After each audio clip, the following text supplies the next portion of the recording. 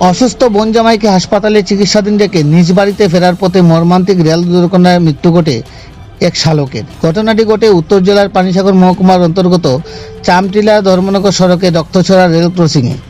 ঘটনার বিবরণে জানা যায় যে পানিসাগর থানাধীন জলাবাসা মাধবপুর শিমুলটিলা এলাকার বাসিন্দা পেশায় গাড়ি চালক রবীন্দ্র মালাকার, বয়স 36 বছর, পিতা রঞ্জন মালাকার শনিবার রাত্রিতে অসুস্থ বোন জামাইকে ধর্মনগর জেলা হাসপাতালে চিকিৎসাধীন রেখে বাড়িতে ফিরতে গিয়ে গাড়ি না পেয়ে ধর্মনগর থেকে অপরিচিত এক ব্যক্তির মোটরসাইকেলে করে কৃষ্ণপুর পেট্রোল পাম্প সংলগ্ন এলাকায় পৌঁছে পুনরায় আরেকটি গাড়ি করে নিজ বাড়িতে ফেরার পথে রাত্রি আনুমানিক 12টা 30 মিনিট নাগাদ রক্তছড়া রেল ক্রসিংয়ে পৌঁছায়।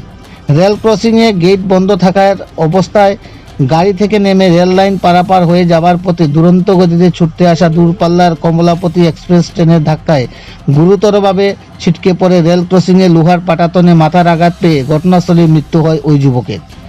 ঘটনার পরবর্তীতে মৃত রবীন্দ্র এর জলাবাসাস্থিত ভাড়াটে বাড়ির মালিকের দেওয়া তথ্যে জানা যায় যে রবীন্দ্র নাকি শনিবার রাত্রিতে বাড়িতে ফিরতে গিয়ে গাড়ি না পেয়ে তাকে মোটরসাইকেলে করে এগিয়ে নিয়ে আসতে বলে এবং পরবর্তীতে কিছুক্ষণ পর কাঞ্চনপুরগামী একটি গাড়ি পেয়ে জলাবাসাতে আসছে বলে বাড়ির মালিককে মোটরসাইকেল নিয়ে যেতে বারণ করে।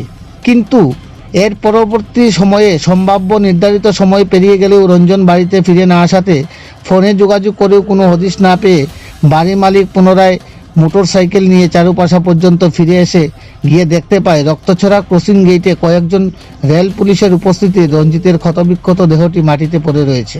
তৎক্ষণাৎ বিষয়টি জানানো হয় জলাবাসাস্থিত বাড়িতে। খবর পেয়ে ঘটনাস্থলে পৌঁছায় রঞ্জিতের পরিবার পরিজন সহ জলাবাসা এলাকার লোকজন।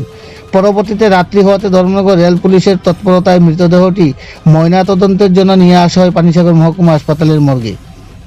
রবিবার দুপুরে মৃতদেহ ময়নাতদন্তের পর মৃতদেহ তুলে দেওয়া হয় পরিবার পরিজনদের হাতে। তবে মৃত রঞ্জিতের পরিবার সূত্রে অভিযোগ করে জানানো হয় রঞ্জিতের মৃত্যুটি নিশ্চয়ই রেল দুর্ঘটনাজনিত হলেও কাঞ্চনপুরগামী গাড়ি এবং ওর সাথে থাকা মোবাইল ফোন এবং মানিব্যাগ নির্দেশ হওয়ার ঘটনাটি কিন্তু অন্য সাক্ষ্য বহন করছে।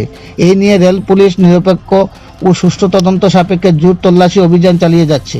পানিসাগর থেকে নিজস্ব প্রতিনিধি রিপোর্ট, শ্যামলী ত্রিপুরা। রাত্র আনুমানিক 12:30টায় ধর্মনগর রেল স্টেশন জিআরপি থানাতে আমাদের কাছে একটা স্টেশন মাস্টার একটা মেমো দেয় যে পানিসাগর 13 নম্বর রেলগেটে একটা রান ওভার হয়েছে। ওই রান ওভারের পরিপ্রেক্ষিতে আমরা ওইখানে আসার পরে আমরা মৃতদেহ পাই, যার নাম রবীন্দ্র মালাকার, বয়স 36 বছর। ওনাকে পোস্টমর্টমের জন্য আমরা পানিসাগর হাসপাতালে আনি। পানিসাগর হাসপাতালে আনার পরে ডাক্তারবাবু পোস্টমর্টম করার পরে ওনার নিকট আত্মীয় ওনার বোন জামাইয়ের হাতে আমরা তুলে দিলাম। স্যার, রানোপারটা কোন ট্রেনের সাথে হয়েছে?